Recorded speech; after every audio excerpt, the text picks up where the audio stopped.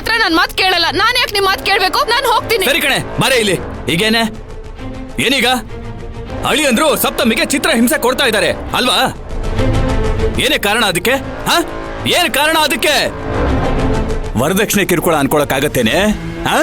ಆಗೋದಿಲ್ಲ. ಯಾಕೆ ಹೇಳು? ಅರ್ಧ ದುಡ್ಡನ್ನ ಅಳಿ ಅಂದ್ರೆ ಮದ್ವೆಗೆ ಖರ್ಚು ಮಾಡಿದ್ದಾರೆ. ಹೀಗಿದ್ದಾಗ ವರದಕ್ಷಿಣೆ ಕಿರುಕುಳ ಅಂತ ಹೇಗೆ ಅನ್ಕೊಳಕ್ಕಾಗತ್ತೆ?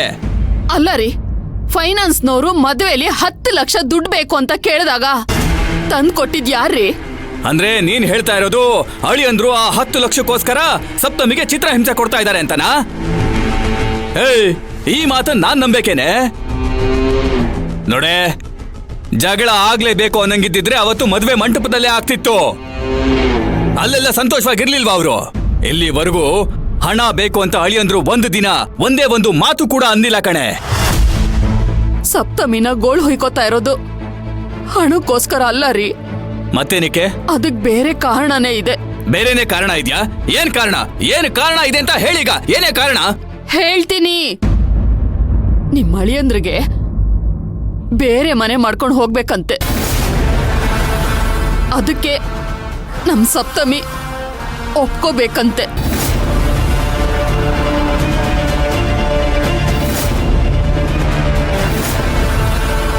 ಅಳಿಯಂದ್ರು ಹೆಣ್ಣು ನೋಡಕ್ ಬಂದಾಗ ಈ ಕಂಡೀಷನ್ ಹಾಕಿದ್ರಂತೆ. ಆದ್ರೆ ನಾಗರಾಜಣ್ಣ ಈ ವಿಷಯನ ಸಪ್ತಮಿ ಹತ್ರ ಹೇಳೇ ಇಲ್ಲ. ಸಪ್ತಮಿ ಬೇರೆ ಮನೆ ಮಾಡ್ಕೊಂಡು ಹೋಗೋಕೆ ಒಪ್ಕೊಂಡಿದ್ದಾಳೆ ಅಂತ ಅಳಿಯಂದ್ರ ಹತ್ರ ಸುಳ್ಳು ಹೇಳಿದ್ದಾರೆ. ಸಪ್ತಮಿಗೂ ಅಳಿಯಂದ್ರಿಗೂ ಒಬ್ರಿಗೊಬ್ರಿಗೆ ಈ ವಿಷಯ ಗೊತ್ತಿಲ್ಲದೆ ಮದುವೆ ಆಗಿದ್ದಾರೆ. ಆದ್ರೆ ಅಳಿಯಂದ್ರು ಬೇರೆ ಮನೆ ಮಾಡ್ಕೊಂಡು ಹೋಗೋಕೆ ಸಪ್ತಮಿ ಹತ್ರ ಜಗಳ ಆಡ್ತಾನೆ ಇದ್ದಾರೆ ರೀ. ಪಾಪ ನಮ್ ಸಪ್ತಮಿ ಇದ್ಯಾವ್ದು ಅವಳಿಗಿಷ್ಟನೇ ಇಲ್ಲ.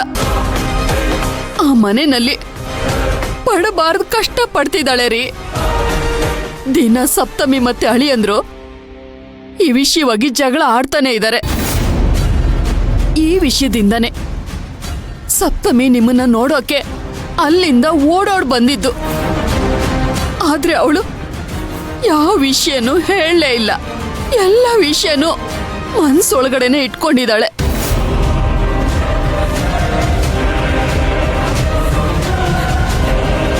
ಅಯ್ಯೋ, ಏನಾಯ್ತಮ್ಮ?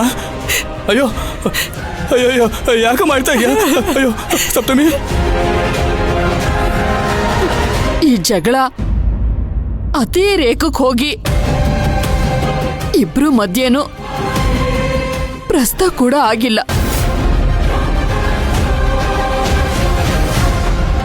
ನಿಮ್ ಬಾಲ್ಯ ಸ್ನೇಹಿತ ನಾಗರಾಜಣ್ಣ ನಮ್ಮ ಮನೆಯಲ್ಲಿ ಪ್ರಸ್ತಾವ ಮಾಡ್ದೆ ಅವ್ರ ಮನೆಗೆ ಕರ್ಕೊಂಡು ಹೋಗಿದ್ದು ಇದೇ ವಿಷಯಕ್ಕೆ. ಇಷ್ಟೆಲ್ಲ ಆಗಿದೆ. ಆದ್ರೆ ನಾಗರಾಜಣ್ಣ ನಿಮ್ ಹತ್ರ ಏನಾದ್ರೂ ಹೇಳಿದ್ರಾ? ಹೋಗ್ಲಿ, ಈ ತರ ಆಗಿದೆ ಅಂತ ಯಾರಾದ್ರೂ ಒಬ್ರಾದ್ರೂ ನಿಮ್ ಹತ್ರ ಮಾತಾಡಿದ್ರಾ? ಅದೂ ಇಲ್ಲ. ಸಪ್ತಮಿ ಜೀವನನ ಸರ್ವನಾಶ ಮಾಡೋಕೆ ಇಷ್ಟೆಲ್ಲ ಪ್ಲಾನ್ ಮಾಡಿದ್ದಾರೆ. ಸಪ್ತಮಿ ಮದ್ವೆ ಆಗಿ ಇನ್ನು 1 ವಾರ ಕೂಡ ಆಗಿಲ್ಲ. ಆಗ್ಲೇ ಇಷ್ಟೆಲ್ಲ ಹಿಂಸೆ ಕೊಡ್ತಿದ್ದಾರೆ ಅಂದ್ರೆ ಇನ್ನು ಜೀವನ ಪೂರ್ತಿ ಅವಳು ಇನ್ನೆಷ್ಟು ನೋವು ತಿನ್ಬೇಕು ನೀವೇ ಹೇಳಿ. ರೇ, ಬೇಡ ರೀ, ಸಪ್ತಮಿ ಅಲ್ಲಿ ಬಾಳೋದ್ ಬೇಡ. ಅವಳನ್ನ ಈಗ್ಲೇ ಹೋಗಿ ನಮ್ಮ ಮನೆಗೆ ಕರ್ಕೊಂಡ್ ಬಂದ್ಬಿಡ್ರಿ ಪ್ಲೀಸ್ ರೀ. ಏಯ್, ಈಗ ನಾನು ಹೇಳ್ತಾ ಇರೋದನ್ನ ಕರೆಕ್ಟಾಗಿ ಕೇಳಿಸ್ಕಳೆ. ನೋಡೆ, ಈಗ ನಾನು ಅವ್ರ ಮನೆಗೆ ಹೋಗ್ತೀನಿ. ನಾಗರಾಜನ ಹತ್ರ ಸಪ್ತಮಿ ಹತ್ರ ಇರೋ ವಿಷಯನ ಕೇಳ್ತೀನಿ. ಆಮೇಲೆ ಬಂದು ಅದೇನಾದ್ರೂ ಸುಳ್ಳಾಗಿದ್ರೆ ನಿನ್ನ ಅಡ್ಡಡ್ಡ ಉದ್ದುದ್ದ ಸಿಗಿದು ನಾಯಿ ನರಿಗಳಿಗೆ ಹಾಕ್ಬಿಡ್ತೀನಿ. ಸರಿ ರೀ, ನಾನು ನಿಮ್ ಕೈಯಿಂದ ಸಾಯೋಕ್ಕೂ ಸಿದ್ಧವಾಗಿದ್ದೀನಿ. ಅದಕ್ಕೂ ಮುಂಚೆ ನಾನು ಹೇಳಿರೋ ಅಷ್ಟು ಮಾತುನು ಸತ್ಯನೋ ಇಲ್ವೋ ಅಂತ ನಿಮ್ ಸ್ನೇಹಿತ ನಾಗರಾಜ್ ಅಣ್ಣನ ಹತ್ರ ಕೇಳ್ಕೊಂಡ್ ಬನ್ನಿ. ಹೋಗಿ, ನಾನು ಹೇಳಿರೋ ಮಾತು ಸತ್ಯ ಆಗಿದ್ರೆ ಏನ್ರಿ ಮಾಡ್ತೀರಾ? ಸಪ್ತಮಿ ಜೀವನನ ಕಾಪಾಡ್ತೀರಾ?